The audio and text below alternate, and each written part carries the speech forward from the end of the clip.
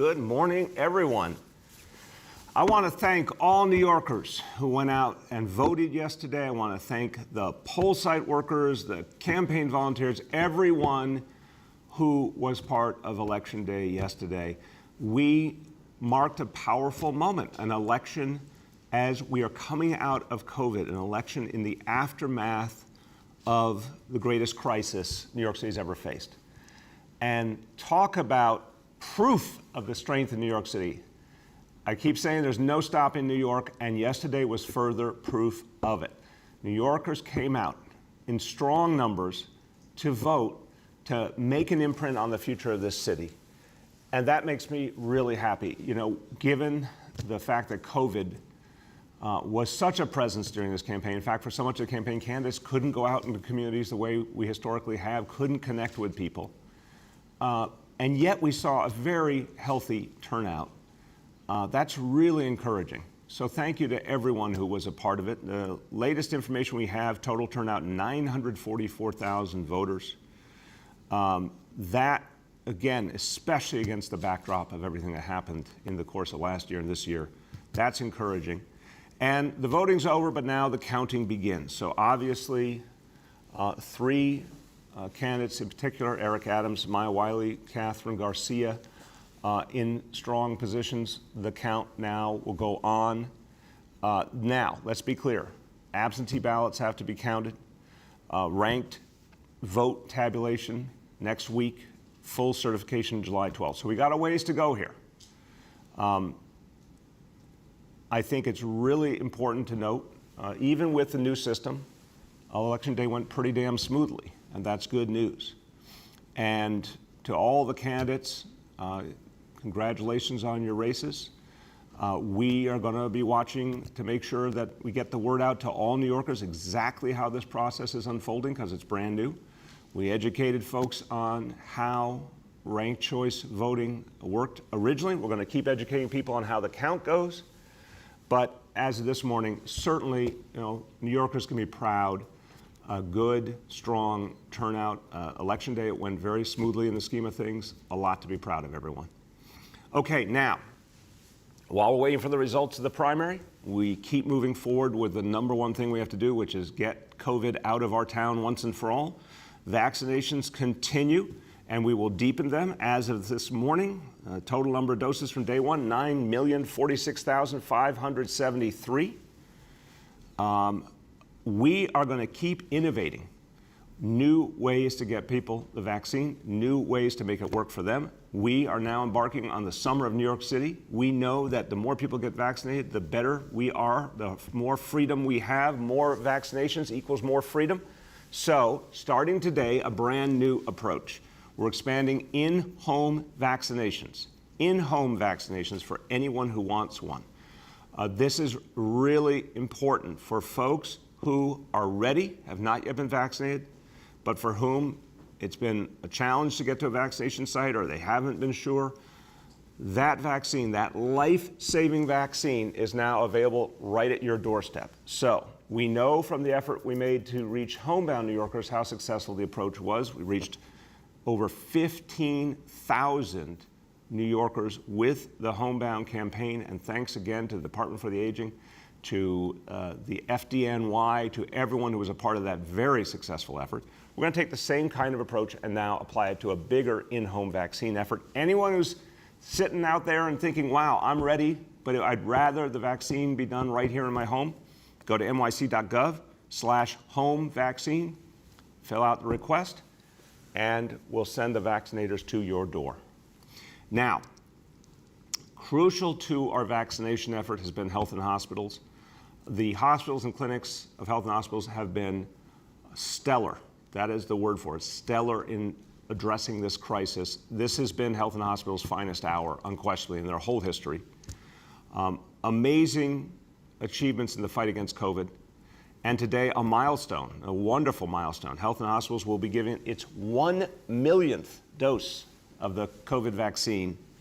This really shows the reach and the impact of health and hospitals. Thank you to everyone who works for health and hospitals for what you do for this city. It is making extraordinary impact. And look, our public hospitals and clinics overwhelmingly are where the biggest COVID challenges were.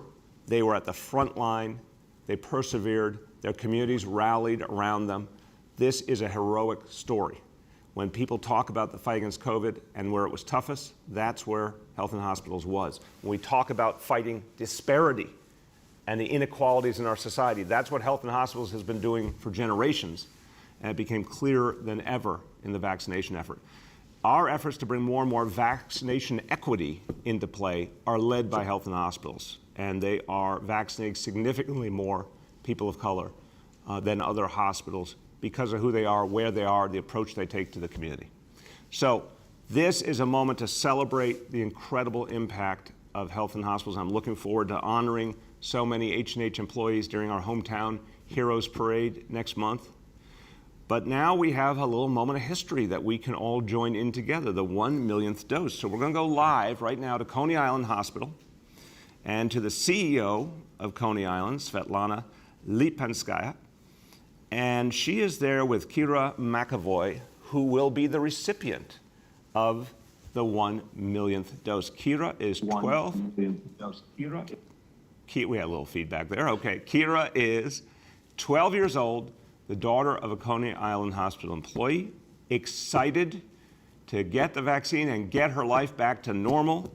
She's going into 8th grade in September and looking forward to going back to school. And among her favorite activities are drama and dance. And we want her to have a great school year, and that begins with getting vaccinated. So I'm going to turn it over now to Svetlana to tell us what's going on out there at Coney Island and to honor this big moment.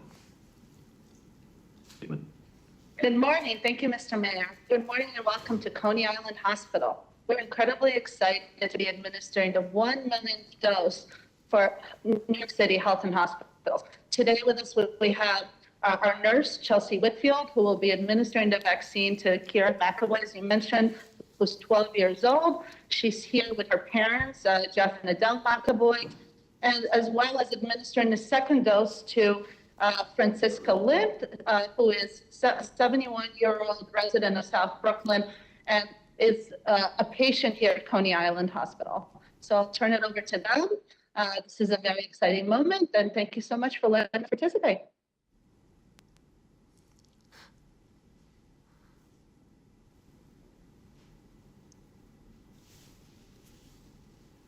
All right.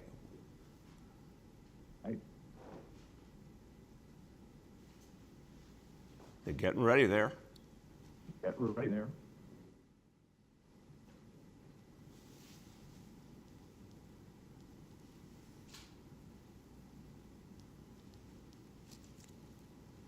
Okay, I think we are waiting to see the vaccination right now.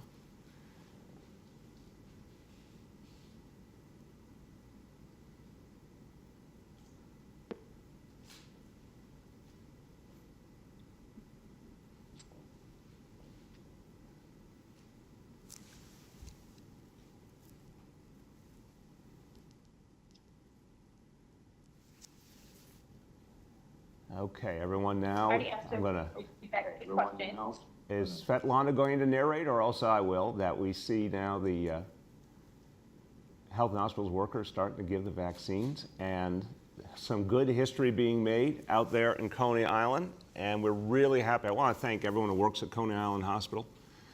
It is great to see the 1 millionth dose given by Health and Hospitals, and to remember that not so long ago, we were just hoping and praying we would have a vaccine, and now we have it, and over 9 million doses given in the city, 1 million given at Health and Hospitals alone.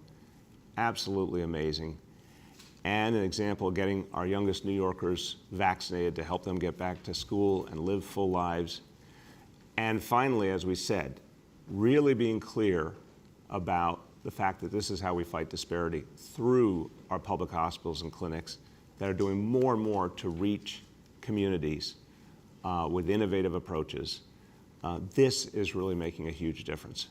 We're going to hear from Dr. Mitch Katz, who's going to talk to us about this overall effort. And I want to emphasize, Dr. Katz has really focused on the question of equity and how health and hospitals can be part of the solution. He's going to go over the facts that are quite striking about the role health and hospitals has played as an agent of equity in the vaccination effort. Dr. Katz. Oh, thank you so much, Mr. Mayor. And I know that you love New York City and Brooklyn history. So I have to tell you, before we talk about the amazing history, that my great-great-grandmother, not my grandmother, but my great-great-grandmother was treated at Coney Island Hospital when she broke her hip about 80 years ago. And the treatment at that time was immobilization, which they did by putting, I see the clapping, and I saw that the 1,000,001 dose. That's great. So the treatment at that time was sandbags on the leg to prevent movement so that the fracture would heal. And I always wondered if they got the sand from the beach itself at Coney Island. But talking about today's history that you just saw made, Mr. Mayor, thank you so much for how you have led us throughout this crisis. Thank you to Svetlana and Coney Island for all their hard work. We are so proud not only that we're at 1 million vaccinations, but even more importantly, sir, you've talked throughout about our need to address in New York City the terrible disparities that we've seen under COVID. And I'm so proud that in the graph you put up there before, you can see that health and hospitals vaccinated 76% of the people that we vaccinated were people of color. That compares to the independent hospitals at 73%. They also did a great job. But compared to the hospital systems overall in New York City, they're at 56%. So hugely higher rates of vaccinating people of color for health and hospitals and the independent hospitals. And I think this proves what you've said all along, that public systems are critical to achieving equity. And we're just so proud to be part of it. Thank you so much, sir. Thank you very much, Mitch. Listen, Mitch, you have a lot to be proud of. 1 million doses just in health and hospitals and clinics. Really amazing, but also leading the way on equity. This is another example to people of the city. Health and hospitals went through tough times and now has made a stunning comeback, a comeback that really will be the model for the comeback in New York City in so many ways.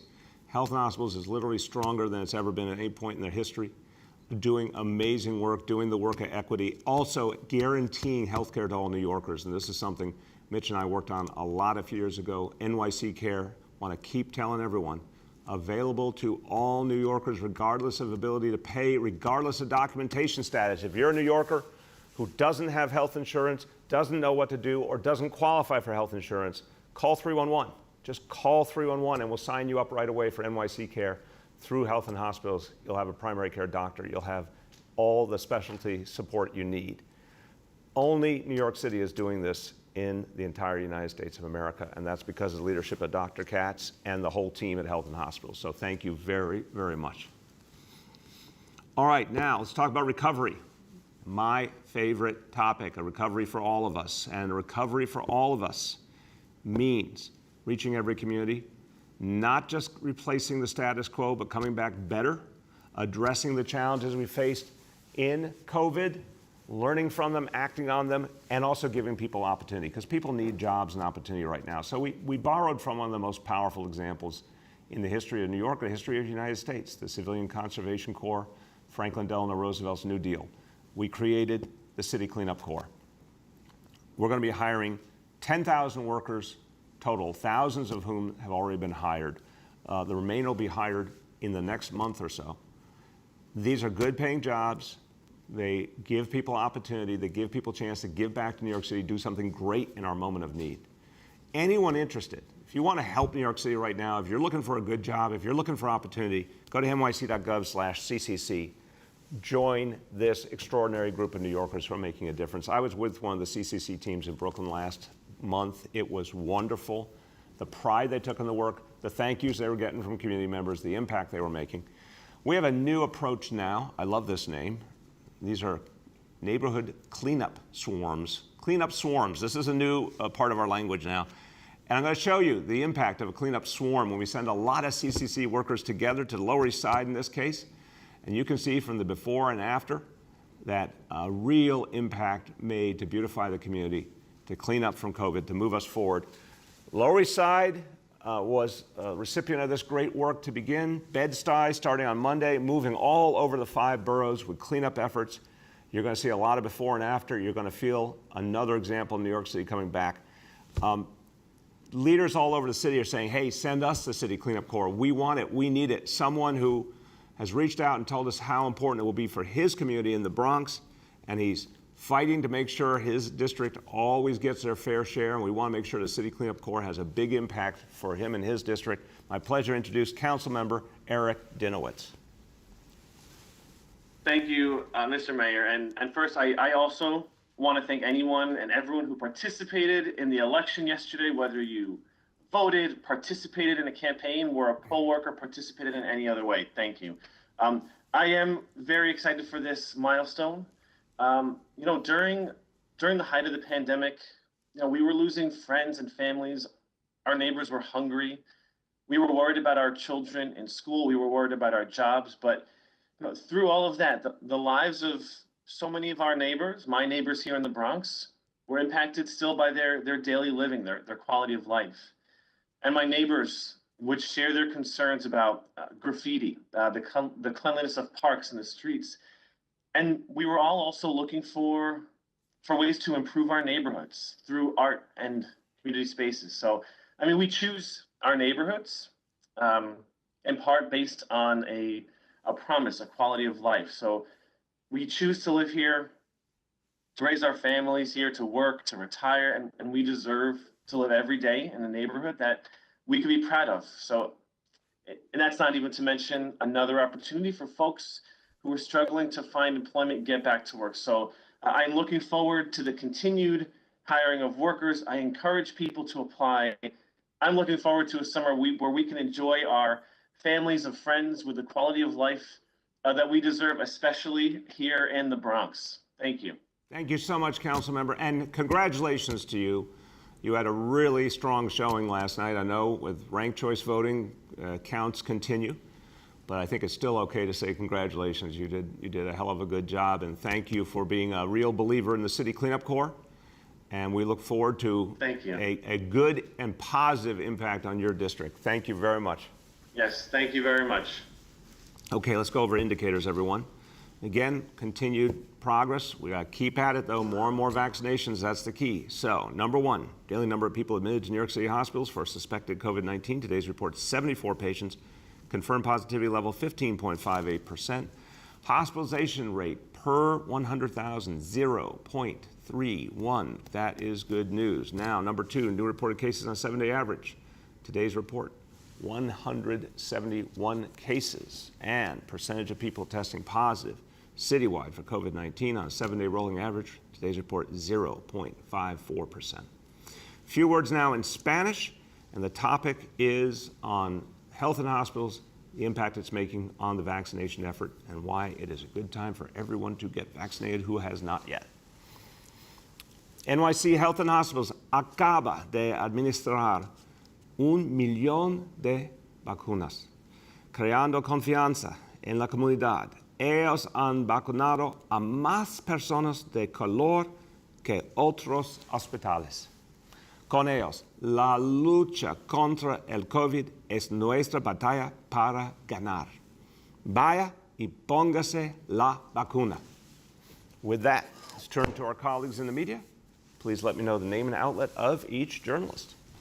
We'll now begin our Q&A. As a reminder, we're joined today by Chief Democracy Officer Laura Wood, by Dr. Mitchell Katz, and by Dr. Dave Choksi. First question today goes to Steve Burns from WCBS 880. Hey, good morning, Mr. Mayor. How have you been? I'm doing well, Steve. How are you? I'm good. Got to catch up on some sleep after last night, yes. But we'll get there. We all need a little more today. Yes, exactly. I know it's probably too early to prognosticate on any of the results out of last night, given ranked choice voting, but I wanted to take kind of a different tack to start, ask about turnout. I know in recent context, it looks pretty robust, pretty good. But, we look back at the past civic life of New York City. I look back at 1977, we had a 56, 57% Democratic turnout in that colorful primary. What do you think has changed about New York civic life over these past few decades where we've gone from that turnout to saying about a 25% turnout is robust? And how can we improve that going forward? A wonderful, powerful question. Thank you, Steve. First of all, to be just a bit of a political junkie here, I don't think any primary ever has quite matched 1977 in terms of just sheer drama. And I do think that's part of it. I think that was a year where just a range of candidates and circumstances that really, really brought out people's full energy and attention. Sometimes it's as simple as that. But I really think there are examples in recent years, Obama's victory in 2008, Joe Biden 2020, that there were massive turnout surges around that proved the ability of New Yorkers and Americans to re-engage and really feel the importance of voting. So we know it's possible. That's the good news. We know things like early voting help, absolutely. We got to go farther. We need same-day registration and other reforms that should be much easier to get an absentee ballot.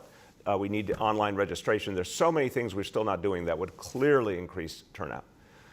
But I think the big point here is we have to keep making the reforms and constantly pushing candidates to provide, vivid, strong visions that people can latch onto, because people have to be inspired. Voting's very emotional.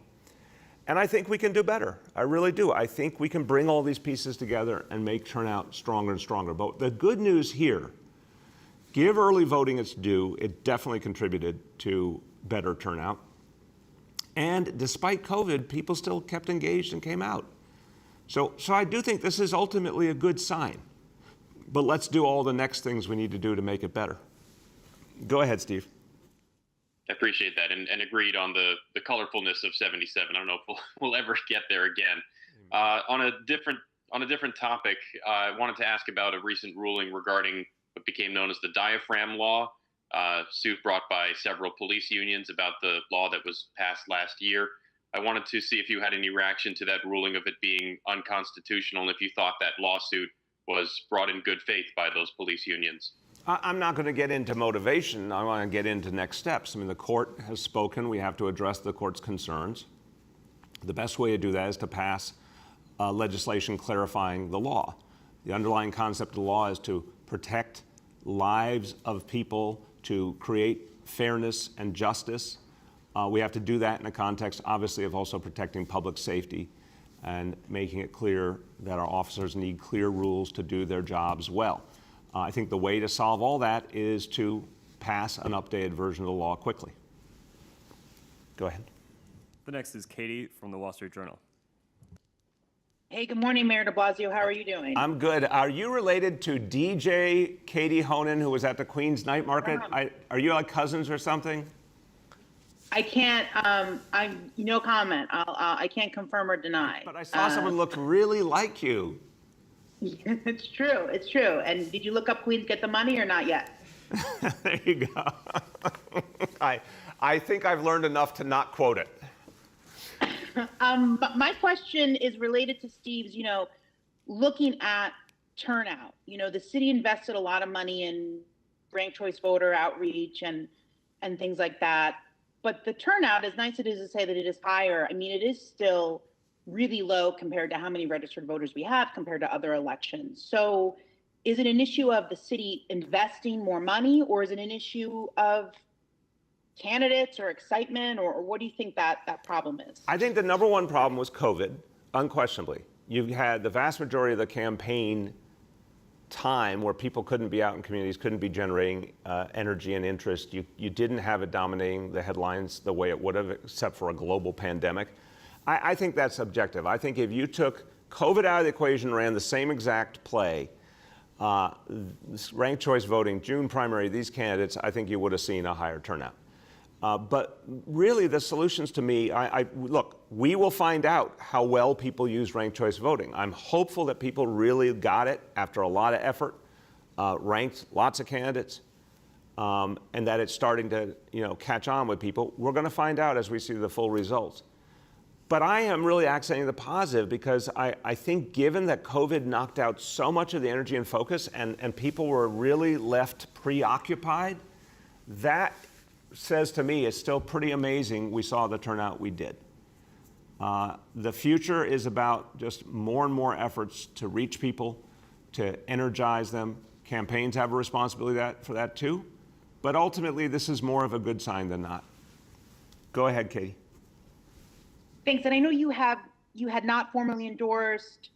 You obviously, I guess there was reporting that you were supportive behind the scenes of Eric Adams. Looking at the results from last night, obviously they are not finalized. But how are you feeling with the results last night? I guess the top three, it's someone who you're aligned with and then two your former staffers. So how do you feel looking at these results? I feel satisfied. I mean, I'm not going to go into a lot of detail. I want to respect the fact there's still a lot of process to play out. But now it really appears to come down to three people. They're all good people. They're all people that I've had close working relationship with. I think one way or another, New York City will be in good hands. But we really need to recognize, I mean, I want to absolutely give Eric Adams real respect for a very strong showing, but we also have to recognize there's a lot more to play out with a system we've never gone through before, and we have to see the whole process play out. The next is James Ford from Pix 11. And good morning, Mr. Mayor and everyone on the call. It is another beautiful day in New York City. James, you and I both like to celebrate the blessings of nature. It's an incredibly beautiful day in New York City. Yes, it is. That it is. A question for you regarding education. So on the Pix 11 Morning News this morning, Michael Mulgrew of the UFT said that there could be, in fact, wait, I have his quote here, we might have a shortage for the first time in a while of teachers coming this fall. I'd like for you please to respond to that statement and let parents know what the situation might be as we look to a school year where you want everyone back in person and possibly because of a teacher shortage might not have enough teachers to have smaller classes. Yeah, I do not believe, first of all, the smaller classes is a separate question, James. I'd be a little careful on that. We'd all love smaller class size. There's lots of work being done to keep everywhere we can reducing class size, but that's not the same question as a teacher shortage. I do not see a teacher shortage. In the country, there's absolutely a teacher shortage. In New York City, we have not had a teacher shortage. In fact, we've had a huge number of people who want to be New York City teachers. I literally, regularly have folks come up to me working for private schools, religious schools who want to get into New York City public schools. It's a very popular destination. If folks, absolute respect for Michael Mulgrew, we work with him regularly, but I'm saying this to the bigger public debate. Two jobs that lots and lots and lots of people want. Teacher in the New York City public schools and officer in the NYPD. There is a long, long line of people who want those jobs. So I do not see any danger of a shortage. We're bringing back all of our personnel after COVID. We've augmented because we had to bring in some extra folks in this year, and we want to welcome them back as well. I think we're in good shape. If we see anything developing of concern, we'll take steps to address it quickly. But as of this hour in June, I feel very good about where we're going to be in September. Go ahead, James. Thank you, Mr. Mayor. And a question for my colleague, Kala Rama. We've gotten a variety of complaints from people regarding Summer Rising, saying that for students with disabilities, many of them have been placed on a waiting list for Summer Rising. Please respond to that. Thank you. Yeah, I want to know more about that. And James, you and Kala would do us a favor to please pass on some details so we can follow up with parents. Summer Rising is for everyone. And it's an opportunity for kids to have a safe, positive summer with learning, culture, recreation for free. We wanted this to be something unlike anything you've seen before, and it's going to be the permanent model going forward. Of course, we want kids with disabilities to be able to participate. So please get us information. We'll work to resolve those specific cases, but no, the goal here is to give every parent a positive option. The next is Arthur Chien from Fox 5. Good morning, Mayor. How are you? I'm doing great, Arthur. How are you? Great, sir. I've been sitting along the 59th Street Bridge this morning for a few hours, looking at the number of small motorcycles, I'll use that term, to include Vespa-like scooters. Even though the city's DOT confirms they're not allowed on the shared pedestrian and cyclist path, in about an hour, we spotted about 40 of them. We even talked to someone who rode one. He says he knows the rules, but everybody's doing it. It's okay. We talked to pedestrians and cyclists, and every one of them told us they think it's dangerous to have motorized vehicles on this narrow path. Does the city need to send a message to let people know that not only is this not allowed, but that the city will dissuade them from putting other New Yorkers at risk? Yeah, Arthur, thank you for raising this. And I always try to remember to say thank you to any journalist that raises an important question that we need to address. And thank you to James before you on the issue around summer rising. We are constantly working to address the issues of this huge, complex city. And sometimes it is a journalist who says, hey, here's something you guys need to focus on that helps us to do things better. So if we need to put more enforcement on the bridge to address that, that's a very straightforward strategy. I'll talk to our transportation commissioner right away, and we will come up with a plan and activate it quickly. Go ahead, Arthur. Thank you. That was my only question. And to offer, too, if anybody wants to take a walk from the city, or including yourself, sir, wants to take a walk, we'll show you what we see. We've been doing this. The first time we talked about this was during the pandemic, and we haven't seen any enforcement or at the very least any impact from any enforcement for this particular problem, especially given the actor Lisa Baines, who lost her life on the Upper West Side from exactly this kind of a vehicle. I appreciate what you're doing on this issue, and I'd like to follow up with you and see for myself. Absolutely. Thank you, Arthur. The next is Michael Gartland from the Daily News. Good morning, Mr. Mayor. How you doing? I'm doing well, Michael. Late night, but other than that, I'm doing well. How are you? I'm good. Very late night for me as well. I wanted to ask you about matching funds in the city's public financing system. You know, there's a sizable Democratic field for the mayor's race. A lot of money poured in, you know, for matching funds in that race. And also you had PACs pouring a lot of money into that race. So my question is, given all of that, and given the fact that, you know, you had many of these candidates finishing in the as of now, single digits, do you think that needs to be rethought at all? You know, is there a better way to do this moving forward? Do you think the system is good as is? What are your thoughts on that? No, it's a good question. Look, Michael, I think anytime we do anything, in this case it was a referendum my administration sponsored and the people voted for, I think it worked overwhelming. I'll tell you why. But I think anytime you do anything, you should keep assessing, keep watching, look for consequences intended and otherwise. I think this worked. I'll tell you why. We had the most diverse mayoral field in the history of New York City. That's a really good thing.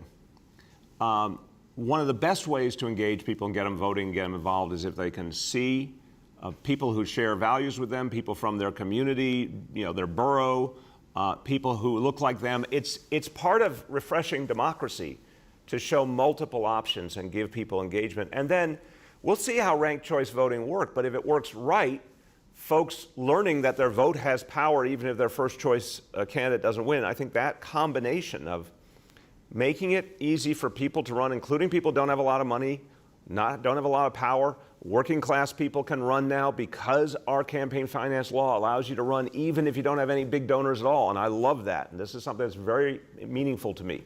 We literally made it possible for someone to run for mayor of New York City and never talk to a big donor. They could do it all with grassroots donations and matching funds. I think that's a victory. I think it was a victory up and down the ballot that people had that opportunity. So my hope is that that, in combination with ranked choice, really gives us the most representative government we've ever had going forward, and more engagement, more and more participation. But we won't really know that until we see some more election cycles and see how it plays out. But so far, I feel good about it. Go ahead, Michael. Thanks, Mr. Mayor. I also wanted to ask you, I kind of doubt you saw this, but Patrick Gaspard tweeted out last night, was basically complaining about the media coverage of this mayor's race. And I think that the basic gist of what he was saying is that Andrew Yang sucked a lot of the oxygen of this race out early on. And basically, I think what he was trying to say is there wasn't enough scrutiny applied to some of the other candidates. And I was wondering what your thoughts were on that, as far as the coverage of this race, and whether you agree with that assessment that not enough scrutiny was placed on some of the other candidates because of Yang's candidacy. I have not seen the tweet, so I don't want to refer to that specifically. I want to make a broader point, Michael. I appreciate the question. I think the big reality here is COVID took up so much of the space. All of us, emotionally, intellectually, coverage, column inches, airtime. I think COVID made it harder to have the deeper kind of examination of candidates. I do think it's really valuable when the public gets to examine candidates. I think when the media goes out there and does its job and vets candidates, it helps us all. And that was just harder this year. There's no question. I think it's sort of started later, and it was less intense than what I've seen in other years. But that was a universal challenge that we were all dealing with. And look, I think going forward, we want to make sure we have longer election cycles than we've ever had. We do want the media to really make sure people understand everything they need to know about a candidate, and that's what we depend on the media for. The next is Jeff Mays from the New York Times. Hey, good morning, Mr. Mayor. How you doing? Good, Jeff. How you been? Good. I wanted to ask, in 2013, you had, when you won, you assembled this sort of coalition of, Black voters, progressive whites. I'm wondering, maybe you can give us a little preview of life after City Hall, put on your political operative hat. And what do you think happened to that coalition last night? Did you see that coalition going to any particular candidate or, yeah? Yeah. Look, I'd say, first of all, we don't know enough. I'm going to state the obvious. Until we see the whole play out of ranked choice, we don't know enough. What was striking to me early on, I was watching New York 1, and they did the borough by borough breakdown. And I did have a sort of immediate reminiscence of 2013 on one piece of the equation. And I give credit to Eric Adams, the strength he created in Brooklyn, in Queens, in the Bronx. Eric obviously had an outer borough focused, working class focused strategy. That's a lot of what we did in 2013. We wanted a multiracial working class coalition with a heavy focus on the outer boroughs. It worked in 2013. It appears to have worked for him here. It's not exactly the same coalition. Obviously, I came out of Brownstone, Brooklyn. I had a lot of strength in Brownstone, Brooklyn. I had some strength in some other places. But I think what I saw, at least preliminarily last night, from Eric Adams' achievement is that it did mirror a lot of what we did in 2013. Go ahead, Jeff. Oh, thank you. I appreciate the answer. I'm wondering, over the course of the next couple of weeks, how do you expect the candidates to handle themselves? You talked about... Very, very carefully. That would be my advice, but go ahead, Jeff. No, you said there's still votes to be counted. Do you have any advice for them? Should people avoid claiming victory? I mean, what do you expect from the candidates? Look, it's a new model that we all have to experience. Clearly, last night, again, Eric had a strong number. He had every right to go out there and talk about it. But from this point on, I think everyone has to recognize that there's a lot more to play out in this process. Let's let the process fully fully unfold, and see the final results formally. I think every candidate, and I think 3 objectively are still in the running, should be mindful that we don't know the final result until we get it. And we're going to respect the process. We want to make it very transparent. And then we got to get to work bringing the whole Democratic Party together and starting to work on the future of this city. So when I say very carefully, I think it's for 2 reasons. One, we've never used this system before. Let's be careful not to judge too much. Let's let the system play out. And 2, we all have to work together when this is over. It will be over in a few weeks. Then we have to get back to the work of bringing the city back and creating a recovery for all of us. And I think everyone has to be mindful of that. We have time for 2 more for today. The next is Henry from Bloomberg. Hello, Mr. Mayor. Long time no talk to. Yeah, Henry, how you been? I've been excellent, and I hope you have too. Thank you for that. I have been. Good. Well, I had a bunch of questions, and I just got stuck on your answer to Jeff Mays that Eric Adams reflected the same coalition that you did, because if there was one candidate who said that stop and frisk could be done correctly and should be actually expanded with better training, etc., it was Eric Adams. And this was a signature part of your platform, along with universal pre-K. And I got to tell you, as an observer of this campaign, I do not see Eric Adams as the inheritor of your coalition. Perhaps Maya Wiley, but certainly not Eric Adams. So I was hoping you might expand on that a little bit, or at least consider my observation of this. It's a good question, and I'm happy to have an opportunity to speak to it, because I think there's been a certain amount of misunderstanding, honestly. My coalition began in Brooklyn. Obviously, Eric's as well. And my coalition focused on the outer boroughs. That's what Eric did. My coalition had a very strong African-American element. That's what Eric had. Obviously, a strong Latino element. That's what Eric had. I agree if you say, with Maya Wiley, who's someone I have a lot of respect for, worked very closely with, that there's elements of her approach and her coalition that are also very reminiscent of what we did. Absolutely. But I'm just saying the sheer reach and the numbers, what Eric did was closest to what we did. I ended up with 41% in the 2013 primary. We kind of flipped the script of what was done historically. For too many years in the city, everything was Manhattan outward. We said we're doing outer borough inward. We're going to focus on the votes of the 7 million of us that live in the outer boroughs, with Brooklyn as the starting point. So I think that's where there's some real similarity.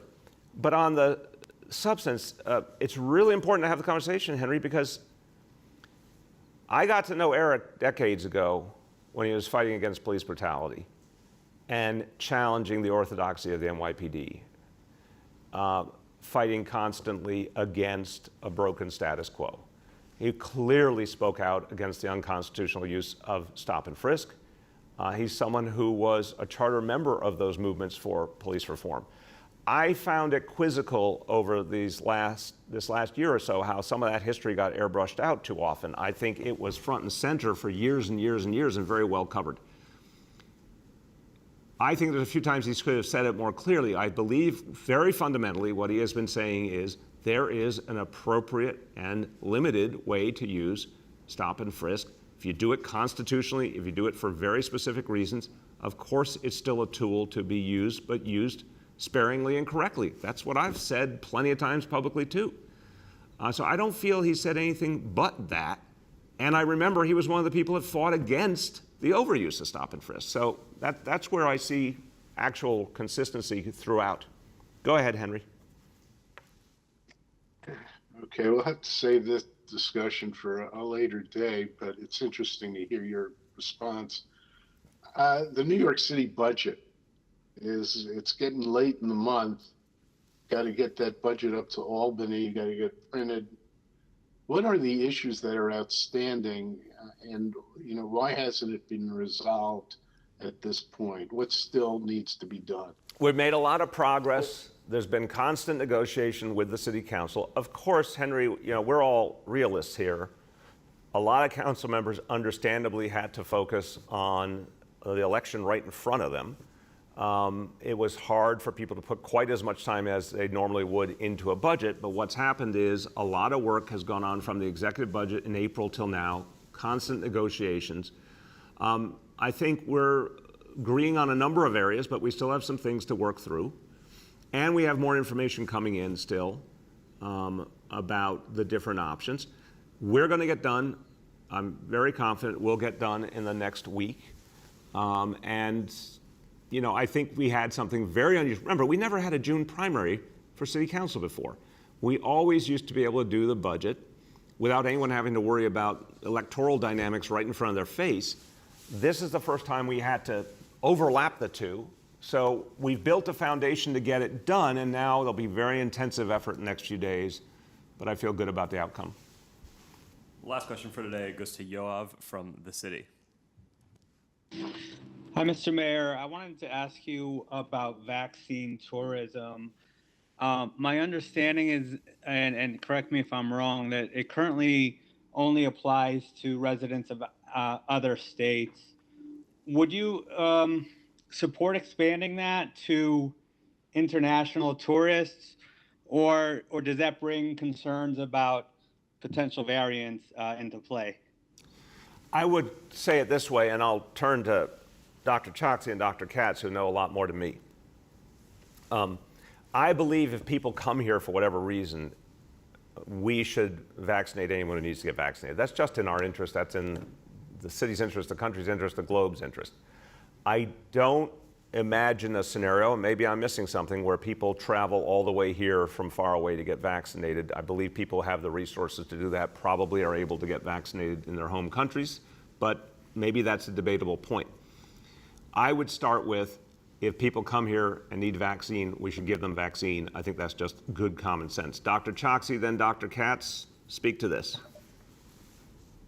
Thank you, Mr. Mayor. And I agree with you. The key point is that vaccination is critically important to keeping New York City safe, but also is critically important anytime anyone is embarking upon travel, particularly because we know that travel is a risk factor for spread of the virus. So if there are ways that New York City can further support ensuring that people who are traveling are vaccinated, that means that all of us will be safer. And Dr. Katz, you want to add?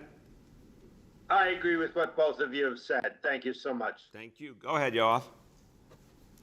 Well, I guess I wanted to ask the doctors, because you mentioned that you haven't heard of it. We do believe it's happening, and just want to see if either doctor has an idea to what extent international folks are traveling here primarily to get the vaccine. And again, if you could just confirm, do you know whether the rules, I guess, do you need to be a U.S. resident currently to get the vaccine or not? So I'm going to turn to the doctors, though, but Yoav, I want to ask you a clarifying question. You said we believe it's happening, or I'm not hearing the why you believe it's happening. Do you have something specific we should know about? Just anecdotally. Anecdotally documented? Anecdotally speaking to folks primarily from South America who have done it.